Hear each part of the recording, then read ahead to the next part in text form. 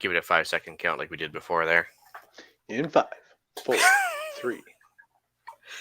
Welcome to episode 43 of the Canadian Prepper Podcast, recorded November 21st, 2019. My name is Ian, and I live on a small hobby farm in BC. I'm an outdoor enthusiast, sport shooter, reloader, and my farm's designated handyman. Eric's unable to join us tonight. He decided to put his family first. What a jerk. What a guy. I'm Alan. My friends and family call me a safety nerd. Background as a first responder, developed my mind for safety. I teach first aid, coach my family and friends to be better prepared. I'm a locksmith by trade and have worked in the physical security industry for more than 20 years now. Hello, everyone. My name is Tyler. I'm a new guest on the podcast here. I'm 25 years old, and I'm broadcasting from my 5-acre homestead here in northwestern Wisconsin, USA. I grew up on a small hobby farm in Minnesota, raising a variety of livestock, including pigs, goats, chickens, horses, cows, and much more. Upon completion of high school, I went on to receive my bachelor's degree in agricultural engineering. After being diagnosed with ulcerative colitis at 19, I began to refocus my life and take a serious look at the food crisis and civil unrest our world is facing. Since purchasing my first house, I've been working to turn my property into a self-sufficient homestead with an emphasis on preparedness. Right That was an agricultural engineer, is that right? That's correct. Yep, agricultural engiering. Not an afternoon engineer, as Ian introduced us.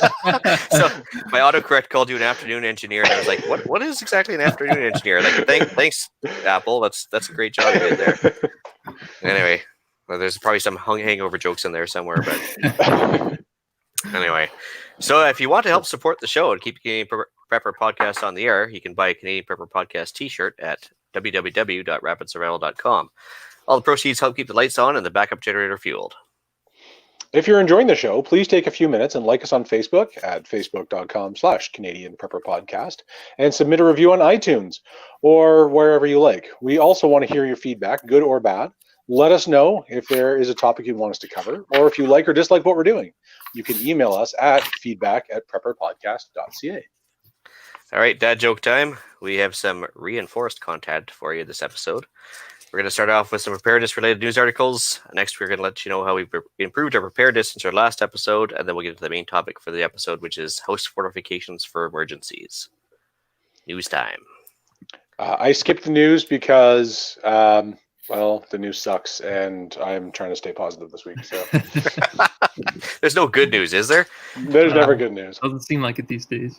Yeah, so I got a few. So the first one I start off with is turns out Canada has a debt issue. Who knew? And things that surprise no one. Yeah. So I guess in the last 4 years, I mean, I'm not going to point fingers, but anyway, in the last 4 years, turns out we've racked up more debt than ever before and reached a all-time high and this is adjusted for inflation and, in today's dollars and everything else, of all time for the country. For the average person, the debt levels are ludicrous. So makes you feel proud, doesn't it? Yeah, I guess we're number one in something, and in the developed world, we have the highest per capita debt load now. That's sweet. That's awesome. Just swell. So, anyways, you can prepare accordingly for that one, I guess. Physical gold, lots of food storage, everything else. But yeah. At the end of the day, the only precious metal will be lead. That's true. Anyways, next one is actually might come into play for you there as well, Tyler. Is the harvest from hell. So we've still got millions of acres of canola, which is also known as rapeseed and a bunch of other terms, but it's our main oil crop under snow still. Okay. So we have 2.7 million acres of canola that was left basically buried and unharvested this year, which is, I think, represents about 13 or 14% of the crop. Mm-hmm. So that's gonna. I know the farmers here had a tough spring too. It just never stopped raining. They had a hard time getting everything in the ground, and it was kind of the same story this fall. I think finally, just now, it got cold there for a while, and the ground finally froze. They were able to get out and get all the corn and soybeans and stuff in. Yeah, it's crazy. You had the flooding in the spring, and now you've got the early snow. So that's going to definitely affect food prices. Anything with canola oil, that's everything from veggie dips to cooking oil to yeah. Just it's amazing how much stuff has canola oil in it. So everything. It's like corn. Everything has corn in it. I know the field behind my house, which is rotating usually between soybeans and corn year over year. This year it was beans, and it didn't go in until July, and now it's December, and that field has not been touched. So I don't think those are being harvested this year for that exact reason. Yeah, I know there's a lot of farmers around here too that just cashed in on insurance because there was no way they're going to ever get a long enough growing season out of it. Well, and an interesting thing is that there were a whole lot of people around here that planted after the insurance cut off. Really? Interesting. So that is, they don't get in any trouble for that, or? Well, I mean, as long as you harvest, you don't get in any trouble for it. I suppose, yeah. It could prove to be a problem this time of year. Right. So this article I'm definitely going to share on the other podcast as well. But last one I put in here was Quebec is going to be out of propane in a few days. So just like in general. Yeah. So the funny thing is I'm trying to dance around the political aspect for the other podcast, but from the preparedness aspect, they decided they didn't want a pipeline going into Quebec, so they decided to transport everything by train. Right. So that includes all the propane supplies. Well, the train people are on strike now. Yep. So basically, all their bulk propane shipments have stopped, and they only have a 3.5 day supply of propane left in the cold season. So they're, and of course, last week they were busy telling Alberta to go get stuffed and how they didn't want their dirty oil and oil products, and rail was just a fine way of doing things. And now, not even a week later, they're kind of in dire straits.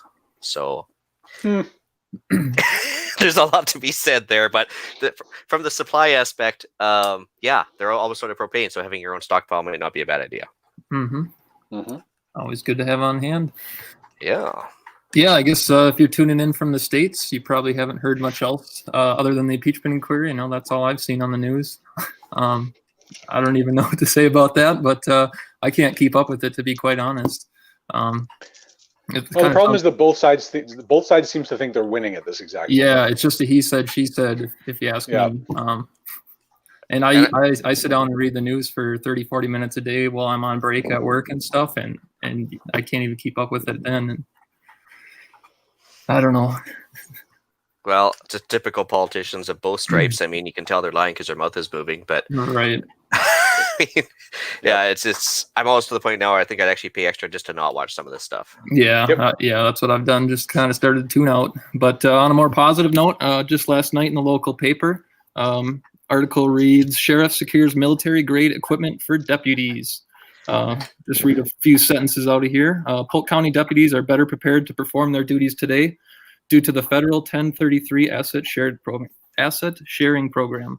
This program guarantees the free use of excess military-grade equipment for local police departments while only paying for shipping costs. And they talked about getting grade A medical kits, scopes, and lights. The problem is that people read medical grade and think that that's something super heavy duty, but what it really means is really cheap to mass produce and disposable. Military grade, you mean? Yeah. Or built by the lowest bidder. That's the other way. Well, that's it. Yeah, everything's built by the lowest bidder. That's just a given. Yeah. So it's I mean, there's a fine line between, is it going to increase the authoritarian police state, or is it just going to be like help them do their job better? Which in this case, obviously, it is, right? And hopefully. I mean, you would hope that having more medical equipment and maybe some night vision might actually help them do their job better. So, which is good. Exactly. Yep. So. You would think. All right. Well, what we've done lately for preps is coming up next here. So we actually have a review pending on the Get Out, Stay Out campfire grill. We're just waiting on that one to show up. I just got some word on that one. Fantastic. You were showing us some pictures. It looks like it's being actually put through its paces pretty thoroughly. Yeah. So looking forward to the Transport Canada Guru giving us a review on that one. Hint, hint. And other than that, I guess we should move on to what we've actually done. Al? This week, last couple of weeks, since the last episode, because it has been a while, met up actually with Eric. He acquired a new shotgun. I acquired some new communication equipment as a result of that meetup, as well as a couple of beers going down range and things like that. But so that was fun. So we've improved our communication ability. Not without relying on cell phone grids. Got some more work done on my car, so it's running in tip-top shape. Fixed up all of our winter gear bags so that all the cars are ready to be stranded if need be, or ready to stay in town, so we don't have to make the run back. Not sure how that's going to work this year. We did that a few times last year when the weather was bad, but we didn't have a dog last year, so. Hopefully that's going to become our last resort, and we're planning to avoid that as much as we can. Otherwise, got some get some renovations done around the house. Again, make it a little bit more sustainable and user friendly in the event of an emergency, which is always the number one goal. So that's what I've gotten up to. Sounds like as you've well been as some more busy. training. Well, and training in with that as well. I got emergency management. So the American FEMA system has an IMS or incident management system, and I've got half a dozen courses to do for that for my my first response gig, and that will so that's kind of improving my ability to step back and see the big picture in an emergency rather than just focus on the individual tasks to be done. Cool. Well, as for myself, you just reminded me. Actually, we got a third dog since our last episode. So we have the large one for the outside work, the medium-sized one for the actual deterrence, and then the third one is basically just a glorified doorbell because she's about 2.5 pounds. But one of the reasons we got her is because easy to handle. She's actually the best car traveler we have. Doesn't eat any food. She eats about 2 pellets per day, it seems. But it's been a good addition to the house. So very easy to train that little one. Nice. Yeah. So I missed the dog episode anyway, but that was kind of a big deal for us. So it's been fun. Mm-hmm. But more importantly, we assembled a rain shelter here to keep some stuff from rusting, which is about a 16 by 32 rain shed. Nice. And that was pretty good. That was on top of that quad garage I built. And then see here, I changed the oil in the large generator, the log splitter, the pressure washer, and the farm tractor, also known as the quad. See here, burned some underbrush that was collected up around the ground just to keep the fire hazard down, and collected up next year's kindling because of that. So I got 2 big piles of that. Went to the range for some practice because I hadn't been to the range for a while, not nearly enough anyway. And then see here, is there ever enough at the range? No, and I have to. It's so funny because I actually had to rush to get it done in this during my summer vacation, which happened in October this year. I'd actually rushed just to get an afternoon at the range. And it was kind of sad that in 3 weeks that's all I could do.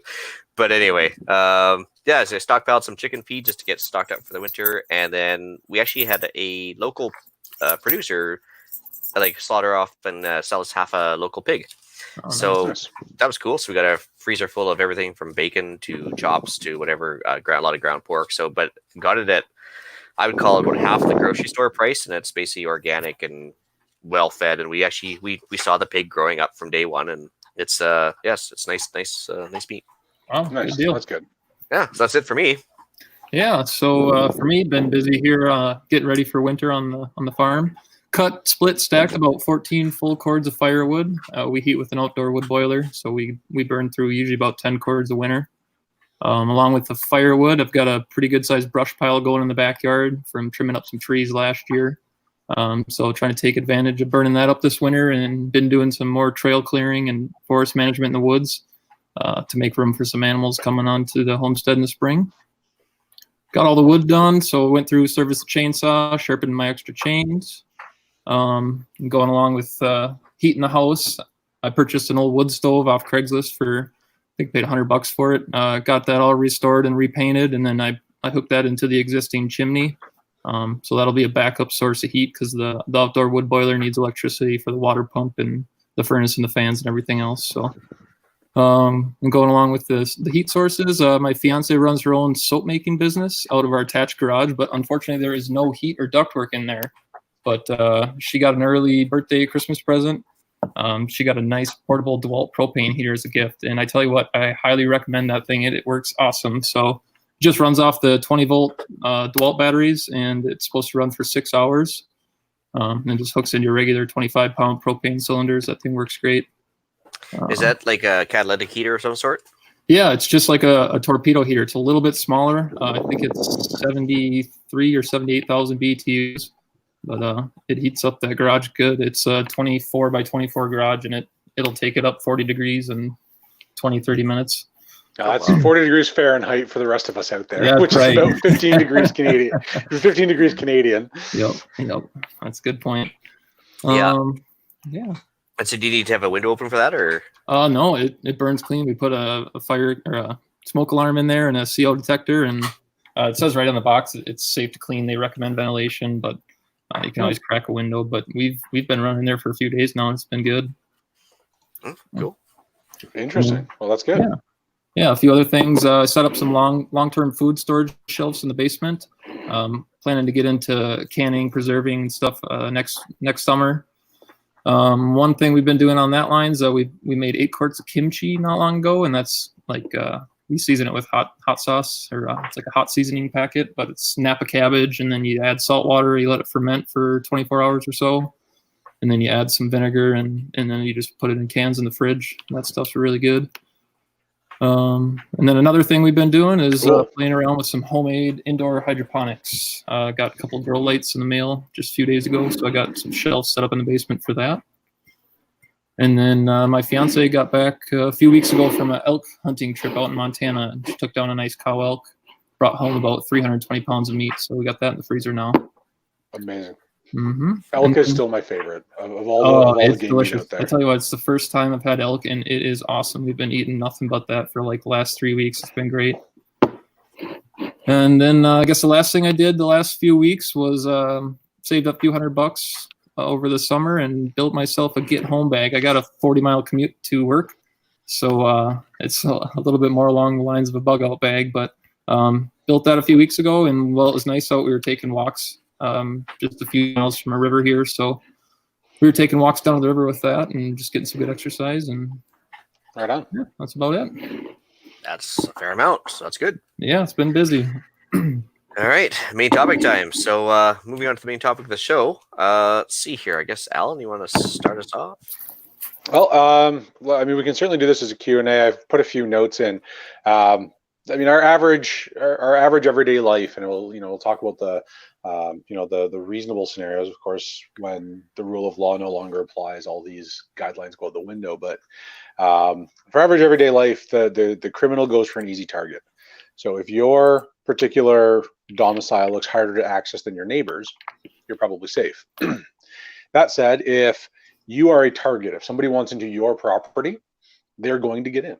That is a simple fact of life. The best we can do is keep them on the outside long enough for the good guys to come and take care of the bad guys. So, to be prepared for extremes, start with your outer perimeter. Open flat land as much as possible. The further out you can see without obstruction, the further you can see people coming. Don't let them sneak up on you. If you can build your house on a hill and put a high up point where there's no blind spots, you can see 360 degrees as far as possible.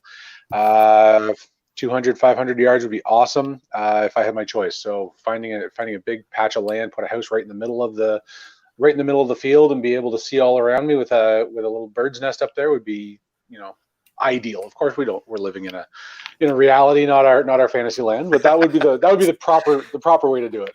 Well, historically, that's the way that people have tried to do it, right? Top of the hill, lots of notice that they're coming, and absolutely. Castles are built on high elevations for a reason, right? Castles have turrets for that reason.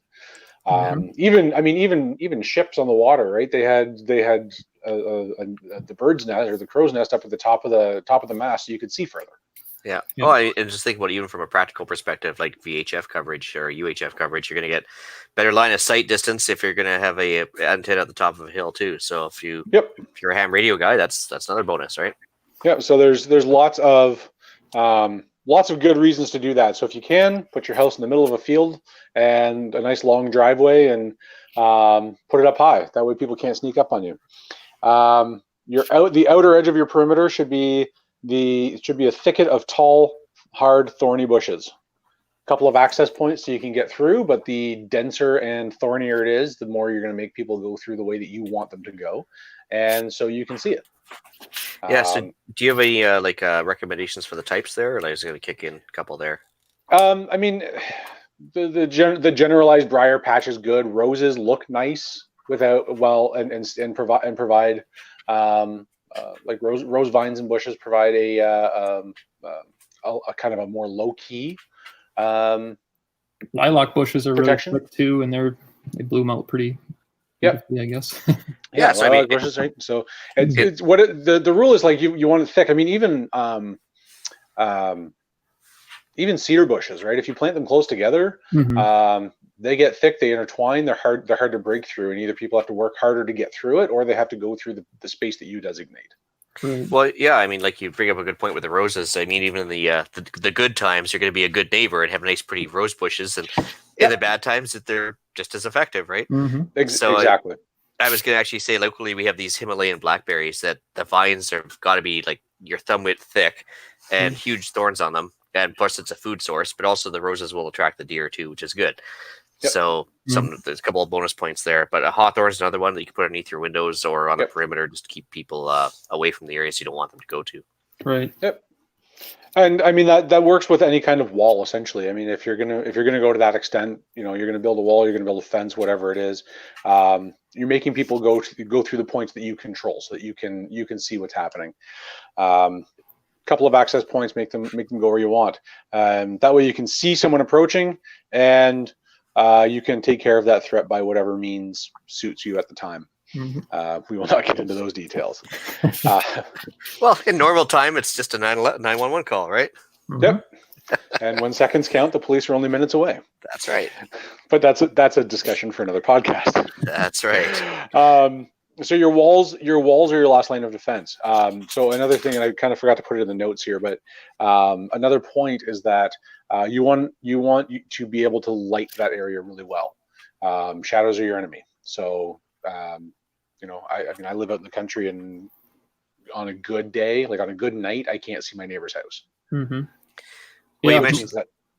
Put a couple motion lights in, guys. That's what we got around here. A few motion lights, one on the front porch, got one back out on the wood stove. So if anybody comes up to any entrance, light's going to kick on. They're there. Usually it'll scare them away. Well, I mean, Costco sells those solar powered ones that, I mean, they're $30-$40 tops, and they last pretty much forever, and they're good with power outages because they're solar, and they with the LEDs they do light up a fairly good area. So I mean, that's a pretty solid choice there. Right. So that's keep your area well lit so that you can see what's going on around you, and then we bring it into your inner perimeter, which is your walls. Those are your last line of defense. Brick is fine. Concrete is better. Stick framing with pretty much anything over it, whether it's stucco or siding, resists basically nothing. So in terms of actual somebody has gotten that close to your property. Right. It's not stopping a bullet. That's what you're saying. Well, it's definitely not stopping a bullet, but I mean, we talked about it in another episode. I forget which one Hughes was mentioning it. Like, you can break into most modern houses with an X-Acto knife. Oh yeah. Just because you've got siding over insulation, over vapor barrier, over drywall, and that's the only thing separating the inside from the outside. Like, they don't even bother sheathing it anymore. Right. So I mean, ICF, right? We're working on a series coming up. Stay tuned for probably the new year. ICF, or ejected concrete forming, will resist a whole lot and provide an excellent. I mean, it really is probably your best choice if you're building a house for. Can't rot, doesn't let rodents through, provides an excellent R value, like it's incredibly efficient, all those wonderful things, and it also keeps the bad guys on the outside. Realistically, your doors and windows are the most vulnerable point of attack. If I had my choice and I was building a house that was designed to resist people, I would use 16 gauge steel stiffened hollow metal doors with steel stiffeners, and 12 gauge steel frames that were backfilled with concrete. Okay, so you have to fill me in. I know how gauges work with shotguns. Okay. How do they work with steel? So with gauges, the smaller the number, the thicker the steel. Right. So a 20 gauge hollow metal door. So hollow metal is the generalized industry term for a door that's usually about 1 3/4 inches thick, sometimes a little bit thicker. It's two skins with something in the middle, and then it's welded together. A 20 gauge hollow metal door is about the lightest you're going to get. That's essentially it's about the same thickness as your car door panels. Okay. It'll provide a fire resistance rating, but a good can opener will overcome it. 18 gauge is pretty standard in commercial use, at least in this part of the world. I know a lot of places are going to 20 gauge for standard because it's cheaper, but 18 gauge for the longest time is good. It's that's fairly heavy duty commercial use. It's going to last for a really long time. And then 16 gauge is not quite your thickest available, but pretty close. I've used 16 gauge doors in detention facilities where those doors are going to get beaten on. The steel stiffeners inside are essentially a 16 gauge steel again, but it's a C channel that gets welded to the front and back, to both sides of the door. And those doors weigh about 250 pounds a piece, and they'll resist a forklift. Like they're pretty heavy duty. Again, the door is rarely the weakest point. It's usually the frame, which is why I would go with a good heavy gauge, like a 14 gauge steel stiffened frame or a 14 gauge reinforced frame, and then backfill it with something. Because again, with most break-ins, it's not the door that fails, it's not the lock that fails, it's the jam. Yep. Cheap way to upgrade is just put some 3-inch screws in the hinges. Take the little tiny ones you get out with the door. Yep. There should be two 2x4s stacked up behind that door, so you should have 3 inches of wood to screw in there. You might as well take advantage of it. Yep, absolutely.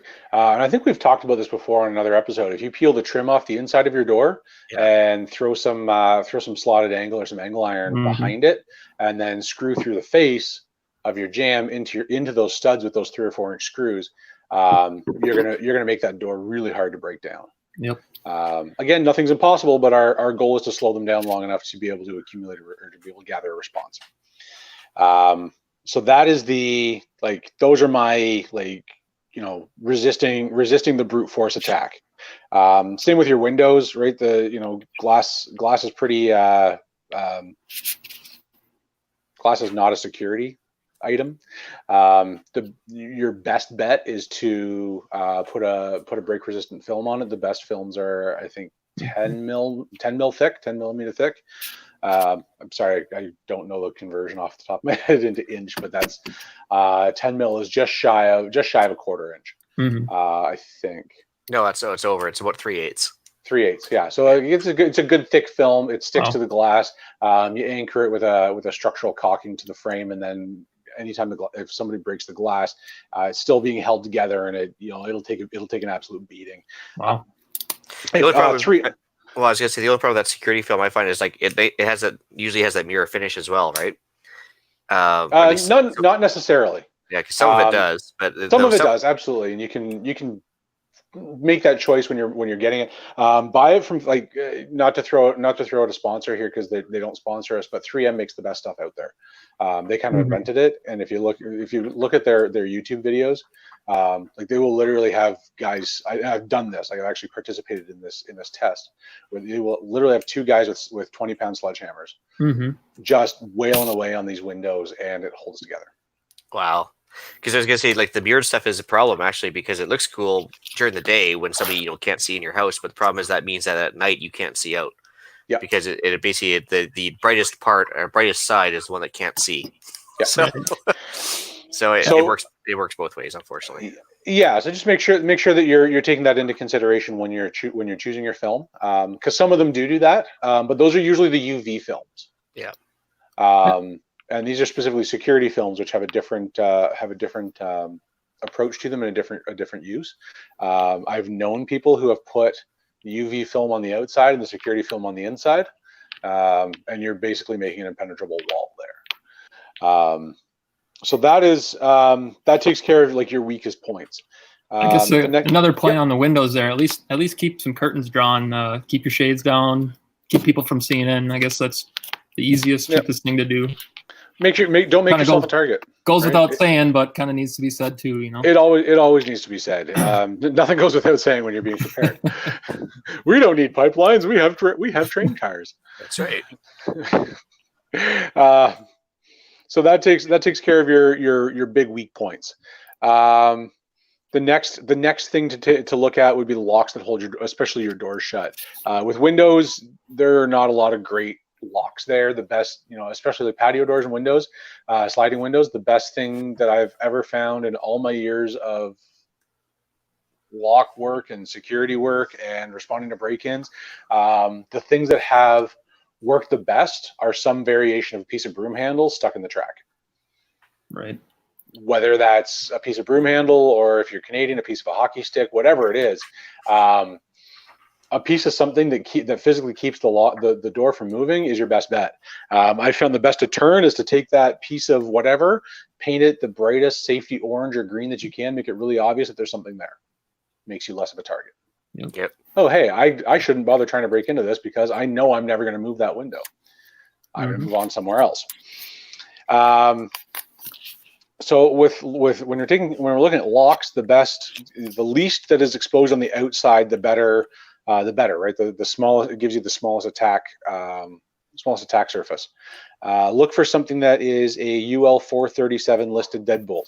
If you're looking for the best protection possible, so the UL Underwriter Laboratory standard 437 is the international standard for attack, pick, and drill resistance, and that is the super nerdy term for making it really hard to break into. So something is called a high security deadbolt. Those are designed, if they are installed according to the manufacturer's instructions, to resist approximately 20 to 30 minutes of sustained attack by a trained person, which means the average criminal is not getting through there. Right? So you probably saw those in Die Hard when they're trying to drill the safe. Yeah, exactly. I actually started my annual Die Hard marathon last weekend. We watch all the movies, but it's not Christmas till Hans Gruber falls from Nakatomi Plaza, right? Exactly. So those are the best way to slow somebody down. It puts ball bearings at the drill points, so the things that hold, the screws that hold the lock together. If you can put a ball bearing in the end of the hole where the screws go in, you're going to make it harder to drill out. What all the standard drill points, you put steel chips or like stainless chips or ball bearings, you're going to make it harder to attack. 3 deadbolts per door, so 4 latching points. In my perfect scenario, I've got the standard deadbolts at the the standard lock at the standard height for convenient use. A deadbolt about 6 inches above it, and then I've got a deadbolt at 18 inches from the top of the door and 18 inches from the bottom of the door. And what that's going to do is that's going to spread the attack force of a battering ram or a foot or a Bearcat or whatever somebody's trying to ram through the side of my house out across the biggest area possible. That then makes your hinge the weakest point, which means you need to put the heavy duty hinges on, and just like with the strike that's being screwed into the frame behind the the stud behind the jam, you're going to take that and run big long screws through your hinges into your jam as well, or into your studs as well, and that's going to keep the whole system together long enough for you to drop boiling oil from your second floor window onto these people. Because if we're going to go medieval, we're going to go all the way medieval. I was waiting for that one. I didn't even think of that one, but it's pretty good. I mean, we could go Home Alone and have all kinds of crazy ways to do it. But I mean, the direct approach is usually the best. Whatever boiling oil flamethrower combination you can think of is not a bad idea. I mean, we could have fun for days with booby trapping and whatever of your property, but we'll try and talk at least reasonably realistic about this. The other thing is to take care of the gap between the door and the jam. So it has to be there, otherwise the door and the jam don't fit together. There's usually about an 1/8 inch gap, and especially if your door swings out. Now, most residential doors swing into the building, but if your door happens to swing out, you need to make sure you cover that gap. If you're using the hollow metal doors that I would appreciate everybody using, and that's not just because I sell hollow metal for a living, weld a 2-inch wide 1/8 inch plate around the three sides. So avoid the hinge side, because otherwise the door won't open. If you weld a plate all the way around, you cover up that gap. Now you can't get a tool in to open the door. And like I'm here to tell you, yeah, or I mean, even just a pry bar. But I mean, one of the most common ways. There was a time before we started doing that. There's a time when what people would do is they'd go down to the local TSC or or hardware store, or country store, buy a 10-ton come along, hook it up to the back of a pickup truck, jam it into the top corner of the door, and just start winching, and then eventually that door would pop open. But if you cover that gap, it doesn't matter what you can't get a tool in there to do anything with it. So whether it's a Halligan bar or a pry bar or whatever, again, we're making it as difficult as possible to get into that. That is kind of my big thing. One kind of big asterisk on all of this is that the harder you make it to get in, the harder it is to get out in an emergency. I forget where it was, and I was trying to make time to do the research for this before the episode, and I just didn't. There was a fort, and I want to say it was in Malta, and it was if it was Malta and it was the fort I'm thinking of, it was occupied by the Knights Templar at the time, and it was impenetrable. And eventually what they did was they just burned the place down. They just started lobbing fireballs over the walls because they couldn't penetrate it, and just left them for dead. And then the people inside couldn't get out because it was so heavily fortified. Yeah, that was one of the big points I had. Just keep your smoke alarms working, and keep any fire extinguishers on hand charged, because a hardened homestead's no good when it's burning down from the inside. Yep, absolutely. Yeah, and that's the big. that's I think I've covered most of it. And of course, be prepared to be hunkered down for a while if you do end up under some kind of serious threat. Mm-hmm. Yeah, I know you got a really good point there, actually. But I like your idea of keeping the threat outside the house, if at all possible. I mean, that's going to be at the end of my show notes, anyways. But yeah, like the idea of keeping a patrol or a good eye out, cameras, observation posts, anything to see the threat coming along before it becomes like an internal issue. I think that's the best offense. Well, defense, right? Motion sensors in the ground are wireless. They're dirt cheap to install. You can put ground sensors around your property, 50 yards in all directions or however far out you want, and when when the dog's coming home, when he's being chased by something bigger, and when people are coming across the property. And then of course, if you've got your lights on motion sensors, all of a sudden if one of your lights turns on, then there's something up. Yep. Yeah, we've got a wireless solar powered driveway alarm for our property. That thing works great, because that's really the only entrance onto our property. We got a long gravel driveway. From the time that alarm goes off, you've still got 20 seconds before they're up to the house in the car. So yeah, actually, I'd never even seen one of those before until I was actually at my parents' place this summer. They have one sitting, and same idea. They got about a 30-second advance notice that somebody's coming down the driveway. Right. And my dad works at a hardware store, so I guess he had brought it home and decided to give it a whirl. So yeah, it was kind of neat, actually. It worked really they're well. pretty inexpensive. I think ours was $40-$50 maybe. Yeah. And you can add on to them and add other sensors elsewhere and stuff. So.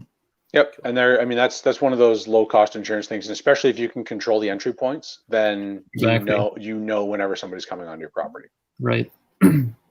Cool. So yeah, I mean my points are kind of similar to Alan's, but I mean my goal, and I guess in my mind, is primarily to deter. You're never going to keep anybody out forever, right? Whether it be burglars while you're gone, worst case scenario, without rule of law type of thing.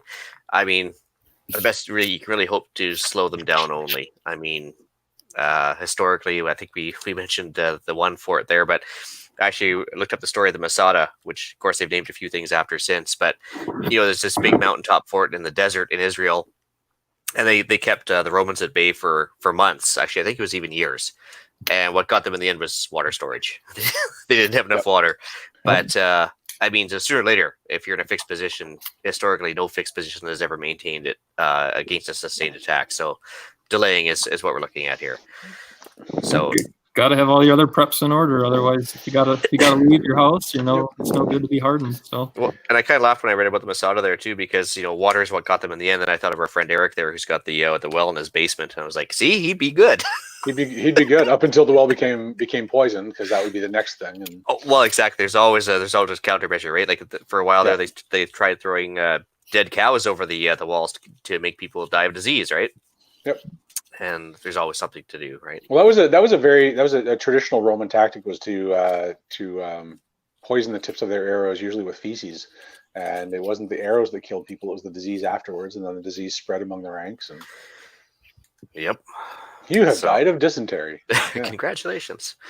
Yeah. So time is your enemy is what I'm getting at. So for my perimeters, a couple things that Alan didn't cover off: ditches. So the average county ditch, they have, courtesy of the government, is basically a nice, gentle U-shaped type of thing, and generally not, overly capable of keeping people out. But if you want to sharpen one edge of it, and basically have the old anti-tank style ditches where you basically have a nice slope going into the ditch, then a straight up and down wall. Somebody can drive into it and try and go that sideways or straight on. They're not going to be able to get up over that straight section.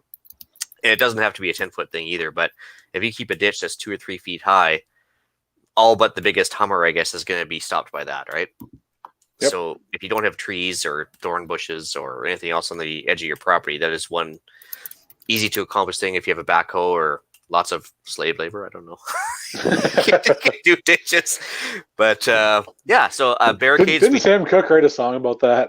Yeah, it's just that's horrible stuff. But anyway, so barricades, same idea. So if you have a long gravel road or whatever, and you want to just keep people out, without rule of law, long-term, societal problems, just cut down a tree, throw a log across it, because at the very least you're going to have to move it or cut it, and you're going to hear them either way, and that'll give you a little bit extra time. Yep. There's always the metal gate idea that goes up and down. Just you see them on forestry roads, everything else, that there's always some sort of metal gate post. One thing in Ontario that got me when I lived there was that people would have this nice forested lot, they'd buy it, they'd knock down every single tree, and then once they built the house, they put one little stump up front. And so if you can at all do it and you're building a property, I guess, leave the forest intact around the edges, because that's a natural barrier right there, which again would, like to Alan's point, would force people to go in at certain spots of your choosing, right? Mm-hmm. Mm-hmm. One thing around the property here I thought about doing, and the wife's been actually inspiring me on this one too, is the gabion walls. So what they are, have you guys heard of those? No. Okay, so what they are is basically a wire mesh, think like chicken wire, but maybe just a little thicker gauge. And you basically do a couple wood frames, in the shape of a brick wall or a rectangle that has some vertical to it. And you just basically walk around, grab the rocks from your property, and throw them in these wire mesh baskets. They're also called Hescos in the military. Same idea. Oh, okay. Yeah. I know what you're talking about. Yep. So, but these are the civilian version. They're meant to be decorative. So you do these gabion walls, and they provide you a rock wall of your thickness of your choosing that is pretty much free for the sake of just a few posts and a little bit of chicken wire, and you can make up a nice rock wall that is everything proof. Yeah, we see. I see those driving along the Trans Canada. They've been used to create barriers against the avalanches and such. Yep. No, I know exactly what you're talking about. Yep. So nobody's going to drive through those. People can hop them. That's where my next point comes in. So the fences idea. The ideal with a fence, I guess, would be have some sort of opaque fence that they can't see through. Of course, that means you can't see through it either if they're gathering on the other side of it. Mm-hmm. That's where the cameras might come in.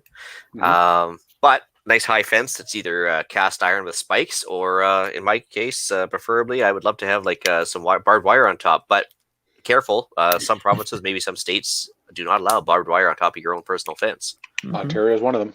Oh, really? Yep. Because I knew Manitoba was one, but out in BC and Alberta we're fine. You can actually buy razor wire and put it on top if you really wanted to, but that leads to... You have to have special permits for it, and you can't do it in residential areas, and you can only have... It has to be over... I think the fence has to be over 7 feet high, which you can't do for a residential fence. Yeah. And so this barbed wire has to tip into your property. Yeah, so it'd be a rural thing, and it'd be of course, you have to be worried about liability, damaging your own stuff, and handling the stuff with the big thick leather gloves is not easy either, right? Right. Yep. But the cast iron with spikes is decorative and cool looking at the same time. It is.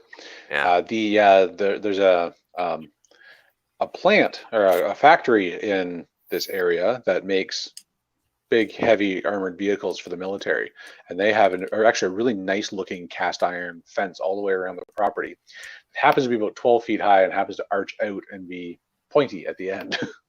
And it doesn't have to be pointy. If you're that's even an issue, you can always curve them over so Yep. that people Well, it can't is. climb It up kind of over. it curves out, and then it's kind of spiky. But the fence just can't be scaled. Yeah. Just because you can't grip anything. There's nothing. There's nowhere to put your hands or feet. There are no handholds. So it's an excellent system. Absolutely. As a deterrence measure, not like they're not going to keep them out. It might just deter some people. Is electrify your fence. I'm not saying lethal, like charges. I'm not going to condone that right now, but like just horse fencing. Like it's like a car battery hooked up, and it's just enough to keep animals from pushing against the fence. So if somebody's peeing on the electric fence or grabbing it, they'll know it. Yep. Yeah, they have a lot of affordable solar powered options out there for that now too. So that might be another option. Yeah. You mentioned the floodlights, Alan, but also like I think Eric's setup is infrared. Yep. So that's kind of cool because IR vision is actually digitally now. It's very cheap, and you can get IR floodlights from Amazon for like $30 now. Yeah, that's crazy. And yeah, it does a great job. Yeah, I mean, unlike night vision, I mean, somebody else with an IR scope can see you with an IR spotlight shining it around, but it's still something. Yep. So if you have IR spotlight and a digital vision scope, spotting scope, binoculars, I mean, it's something just to keep an eye on stuff, right? Yep. I mean, so my kids were also watching Aliens the other day, so the robotic sentries came to mind, but I don't think those are an option here in Canada. But machine guns. I mean, but that's as simple as a Roomba with a GoPro on it, right? Yeah, that's right. It's really not that far out of the realm of possibilities. Yeah, it's kind of funny actually when you think about it. But the technology's progressed a lot. Dogs, of course, we mentioned that in the podcast that I missed there. But dogs are a fantastic perimeter security device because they might be a single use only in bad times because somebody may decide to take down your dog, but at least you'll have critical warnings. If they're willing to kill a dog, they're probably willing to hurt you. So so something to think about. So dogs. Cameras in good times, like if you guys have power systems, I mean, if they're going to have somebody on your property, at least you want to be able to prosecute them later on. So get your digital cameras going. And that also, like a camera will also range you out further than you can see. So if you do have a natural blind spot in your perimeter, put a camera on it and then you can see where it is. You can see what's going on there. So it's not even a prosecution aspect. It can still be used as an early warning. Yeah, absolutely. So this is where I kind of go into the LARPing business a bit, but I mean, there is some consideration to be given for patrols in bad times, and I don't mean like going on a military like long range patrol with your camo gear. It could be just as simple as checking on your neighbors, seeing if they've seen anything, exchanging information, just seeing if anybody set up a camp, 100 meters into the bush by your house, just to keep an eye on the property because, like you said, keep it as far away as possible. Yeah, maybe even if it was really bad, you get together with a few neighbors and park an old truck at the end of each end of the road and just kind of lock down the whole block. I guess that'd be probably a great thing to do. Yeah, exactly. Farther away. So, like, I was about to say the observation post. I mean, that's a tried and true method as well. Like, further out from the house, whether it be a foxhole or an RV or the back of a pickup truck. Yeah, it's just observation posts with a radio and a pair of binoculars can go a long way. Mm-hmm. Yep. Of course, the higher up, the better, because again, you can see further. So yeah, this is one again being a large asterisk, but because you can't do it in normal times and everything else. But there's always plenty of reading material out there on caltrops, which is like a spiky deterrent for the field around your house, man traps, whatever have you. But I'm not going to condone all those right now because it's normal times. So if they do get close enough to your house, I think we covered off most of it. Let's see here. Hurricane shutters, you kind of touched on those. Yep. I notice most of the schools have the money to do that, but the average Joe doesn't. But I mean, those things are fantastic. They kind of roll down, seal tight, and pretty awesome. Yeah, and honestly, I mean, the big challenge with those is that the installation more than anything. The cost of them is really not that expensive for a fairly light gauge, but they're not attractive. They're not subtle in any way, shape, or form. Yeah. They are there. Well, I have a question for you too. Like, so you were talking about a bunch of security stuff for the windows. You know those those white kind of bar, like they're almost like an 8-shaped bar that goes in behind the window that you can kind of like swing out and put into place, then lock into place. Yep. I don't know, how do you describe those things? It's just called a window bar. It's like a movable window bar. They're they do the job. My opinion is that a window film is better, simply because there's redundant layers of security, but if you've got window film, you don't need the bar. And if you don't have the window film and somebody does try and break into your house, then you have a big hole in your house that you have to deal with. Yeah, well, and you're going to lose heat. You're going to lose everything else too. I mean, security bar, I kind of like the idea of like being able to like, just disconnect it, open it up, and get out. But by, like you said, if somebody's going to break the window anyways, now you got to deal with all sorts of other problems. So yeah, and I mean, the advantage of a security bar is that it's a deterrent, right? It's a really visible, don't come here, you're going to have a hard time. That's why you'll see a lot of businesses still prefer security bars in the front over the window films, because the window films look nicer, but they're not the same visual deterrent that the security bar gives, right? A security bar, you can see that from 20 paces away, that place is going to be harder to break into than its neighbor that doesn't have it. And it's all well and good to have a window film that's going to make a rock bounce, but you still have a broken window to deal with rather than somebody just moving along in the first place. Yeah, I guess that point could kind of work against you too. If times are bad, bars on the windows are going to kind of say, "Hey, look over here. I've got stuff to protect." I've got stuff worth protecting. Yeah. Something to think about. Well, that's where I used to use, like when I lived in the subdivisions, I'd use that spray on like frosting spray for windows. So if your window's only looking at the next door neighbor's house, you don't have a view. The only thing you really want from there is light. So I, rather than looking at my neighbor in his family room, I decided to like use that frosting spray. So I still get the light. They can't see in. I can't see out, mind you. But by the same token, though, it still was functional for light purposes, at least. But at least it didn't tempt them with something to steal, right? Yeah. Well, if it's high enough up or a small enough window that it's not a big threat, then it makes good sense. Yeah. Hide your stuff. Yeah. I've touched on this before as well, but the medieval door timbers, like whatever you call them, the zombie bar. I think down at Lowe's they're about $2 a pop. You get those nickel-plated steel things will actually hold a 2x4 or angle iron or whatever. Poor man's way of doing it compared to you, but it was at least slow them down a bit. It does the job. It's one of those high-speed, low-drag solutions, and I have had to penetrate doors that are protected by those before, and it resulted in getting the saw out and literally cutting the door in half and then the bar behind it. So it's definitely a deterrent. It will definitely slow somebody down. Yeah, so I think you covered most of my stuff, actually, but you mentioned that most walls won't stop an X-Acto knife, let alone a bullet. But with that in mind, there's always the idea of like a reinforced walled room, like not so much a panic room, but if you want to put some steel up around a room to protect your loved ones, if somebody is actually trying to do a forcible entry. Absolutely. I mean, that's kind of your last line of defense is like within the house, right? Assuming that assuming that help is not coming and that person is intent on getting into your house, that wall is going to fail eventually, or that door is going to fail eventually, and you're going to need somewhere else to fall back to.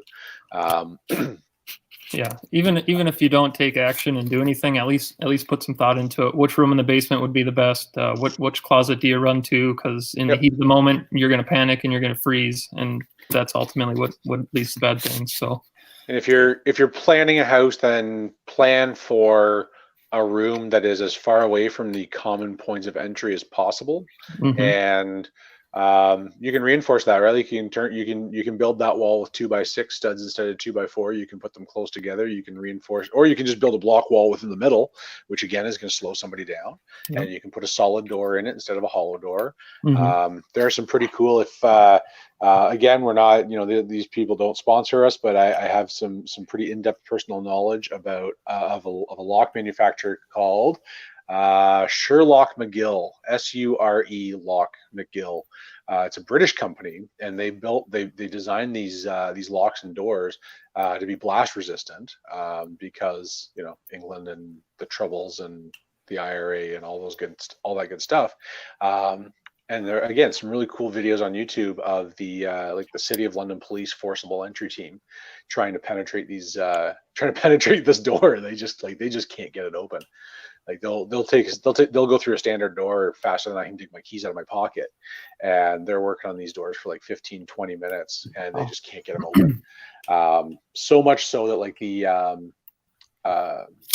New York subway system has started installing their doors and locks in their tunnels because they resist the air pressure changes and the and the vibration stuff. So if you're spending money on locks, it's not cheap. But that stuff is all like inch thick, solid stainless bar, multi-point locking systems. It's frankly, it's some pretty cool shit, but you're paying for it. But it's a door that is literally designed to resist an explosion. Wow. Like somebody's shooting an RPG at your door, and the RPG is going to bounce off it. Mm-hmm. So if you've got a wall designed to resist that, then it might be worth investigating putting a lock on it that will also resist it. Yeah, I mean, I was just thinking something more similar or simple, like during the good times, you can get a contractor to make a nice river rock stone wall, just to look pretty and still resist things a little bit better. But they're still just like little stones with a bit of cement. There's nothing much behind it. It's not like it's solid stones, but it looks better, and it might be a little more fire resistant too. Well, every layer slows somebody down. Yeah, steel roof we didn't mention for fire protection, and it's just a harder entry than a regular asphalt roof. Alternate escape, we kind of touched on it there, but with the windows the way they are that we were talking about. And if you do have a fire in the house, I mean, maybe have one of those like extendable ladders on the upper floors to throw out the window and climb down. Yep, and practice that. It's one thing to have it; it's quite another to actually put it into use. Plan how you're going to do it, right? Plan how you're going to get everybody in one spot, get them out the window, and then actually practice getting out the window. It's a fun family activity. Do that on Thanksgiving weekend. Practice getting out, and I say Thanksgiving just because that's usually when everybody's together and the weather's usually decent. But practice it, right? The best laid plans of mice and men don't apply when what's the old saying? Training goes out the window when reality comes in the door. Mm-hmm. I gotta ask Tyler, only because the stereotype. Is like storm shelters a bit of a thing down there where you are? I guess you're not really in tornado country or anything, but we're tornado country. I'd say maybe a little north, but yeah, we've got a storm shelter kind of set up in the basement. It's actually where they used to heat the house with the indoor wood stove. It's kind of got a brick inlay into the basement, and then even behind that, there's another enclosed brick room, and that's where they used to throw the wood in to get down to the wood stove. And yeah, we spent a couple nights in there this past summer, probably 3 evenings we had to go down there for tornado warnings. So. Oh, good. Okay, so I'm not way off base there. That's good. No, not at all. It's a commonplace around here. A lot of people with cellars and root cellars in the house and everything else. So. Cool. So yeah, a couple things just to add to that. So obviously in bad times, if there is a power outage or whatever, emergency lights, whether it be battery backup, battery powered, so you can flick it on at will. And the other thing I was going to mention, just have a means of communication so you can contact each other inside the house if need be, that if you're separated and you want to just get a message across. That's pretty much the only other thing I had for fortifications. Right. Yeah, I think we hit most of it. I've got just a few spots. Maybe I'll put my 2 cents in. I guess just starting out, before maybe you do any fortifying on your house, sit down and really think about what you need to protect yourself from. I guess for us personally, and probably realistically for most people, it's armed robbery or breaking and entering, kind of knock and rush the door type scenario. So maybe have a baseball bat by the door or something like that. This is kind of U.S. specific, or I guess definitely is. Take advantage of getting your permit to carry. Keep your firearms. Probably more important to keep it on you at home, in my opinion. That's just as good of a chance that something bad happens there. And I guess at the very least, keep your gun safe organized. So if you do need to get in there and get stuff, I know we'll go to buddy's house to target practice, and they'll be opening the gun safe and they're catching ammo boxes and stuff's falling out, and it's going to be a nightmare if it's an emergency and you actually need to get in there to protect yourself. Well, the fine motor skills go out the window under stress, right? Yeah, exactly. So just be prepared there. Be conscious of locking your doors every night, and maybe be strategic about leaving a light on here or there, kitchen light inside, whatever it might be. Think about that and just make sure you're checking your doors every night before you go to bed. Another point, we talked about animals, along with dogs. I was thinking we feed the birds right outside the house here, and when they're busy, you'll see them coming and going all the time. As soon as they go away, there's something to look out for. I've heard the same about crickets too. Once they go quiet, there's something in the area. Maybe it's not a person, but but maybe people aren't your threat. Maybe it's animals, predators, predators trying to hunt your livestock. So something else to pay attention to. Oh yeah, we have it around here too with the cougars in the area. Every single bird, like usually you have birds chirping all the time, and you'll have the forest go absolutely dead silent. And that's when the cougars in town, because everybody just stops. It's actually kind of funny. It's a dead giveaway.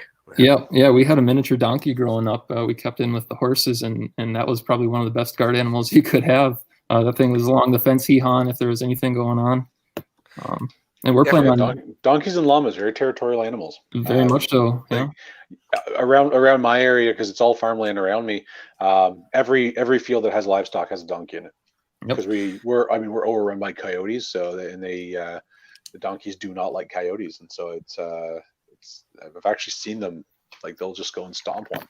Yeah, they're very smart animals. I was always told that they used them up in the mountains for pack animals. One, because they're strong, but they're much more sure-footed than a horse. Horse you could lead right off the edge of a cliff. A donkey knows better. Yeah, no, I mean animals. We had the llama, of course, and he was really good. But even the alpacas work well. A stranger shows up, they get surrounded by about 5 of them right off the bat. Yeah. But yeah, the miniature donkey's good. I heard geese actually work as well. Geese, yeah. We're planning on getting some peacocks. We're going to get some egg-laying chickens, and we've read that if you keep peacocks in with them, they're along the same line. They're territorial, and they start squawking as soon as something's going on. So interesting. Yeah. So that kind of takes care of the basic stuff. A few other things with your property, or thinking about your property. Maybe try to get a rural setting if you aren't already on a homestead or a house. Less people, less problems. That's kind of the bottom line, I guess, in my opinion. Yeah. Keeping a good perimeter. I've got two good-sized decks on the back side of the house. Those would be a great lookout. Maybe that's something to think about for you too. Keep your yards cleaned. If you got a bunch of junk laying around, how easy is it to sneak up if you've got 30 broken down old cars in the front yard? But along the lines of that too, there's no cover if you need to get out of the house too. So maybe be strategic about where you leave things. We talked about the safe room, and then a few other ideas. I kind of walked around the shop thinking of an SHTF scenario. Chains and padlocks, good to have on the property. You can do a lot with those, just blocking things, keeping doors closed. I got a whole bunch of chain. My work scrapped out an overhead hoist, so I got about 60 feet of chain for nothing, and it's just in a box there. If I need it to hold 2 gates closed, great, I got it. If I need to chain it across the driveway to keep somebody out, serves a purpose there too. It'll also mobilize a car really quickly. Yeah, absolutely. Yeah, or even to drag stuff. I mean, chain's a nice way to get around a log or whatever too. So right.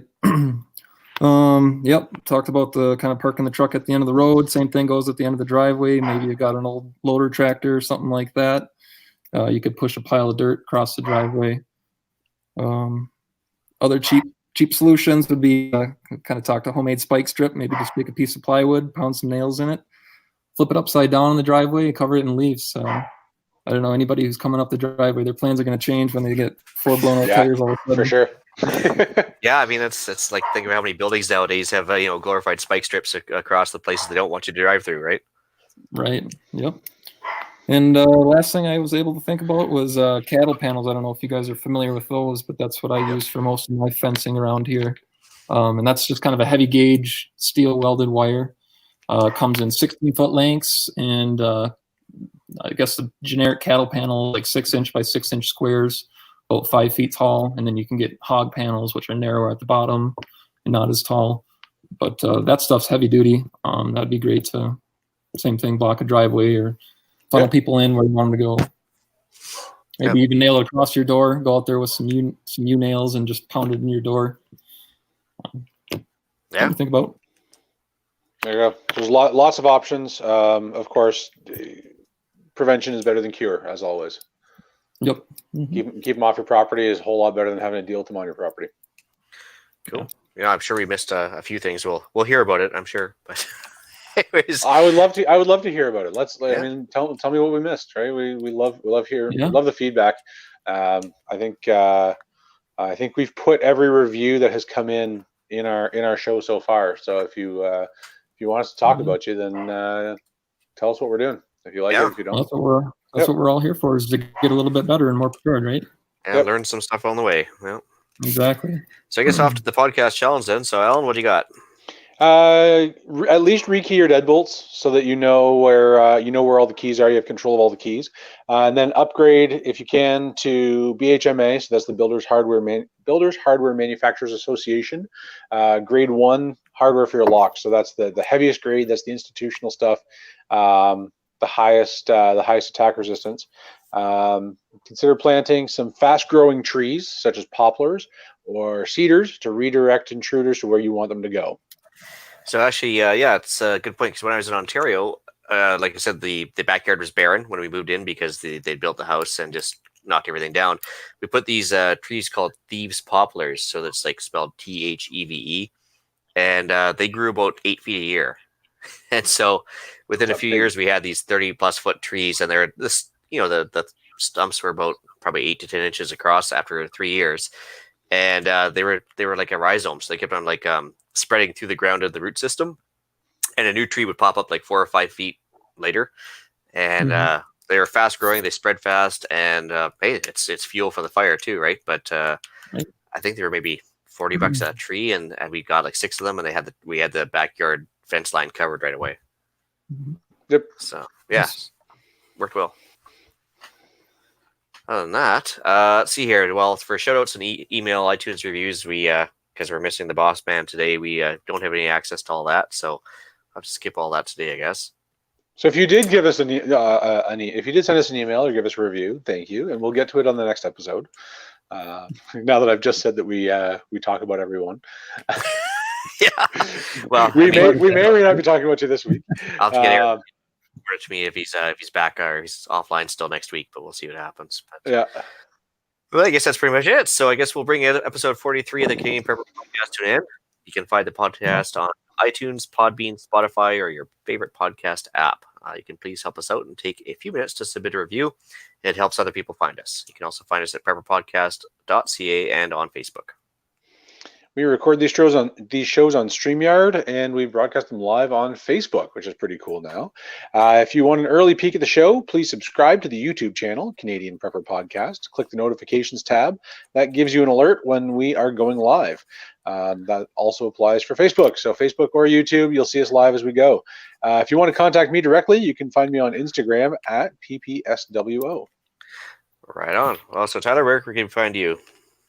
Yeah, if you guys want to get a hold of me, I guess you can just email into the show and they'll get you linked up with me. Happy to answer any homesteading, livestock related questions, or if you're in the area and maybe wanted to chit chat, I'd be open to that as well. Yeah, actually, it was a bit of a discovery from our part too, as we discovered that 50% of our listeners right now are coming from the States. So we thought it was a good idea to get you on board anyway. So there could easily be somebody in your local area.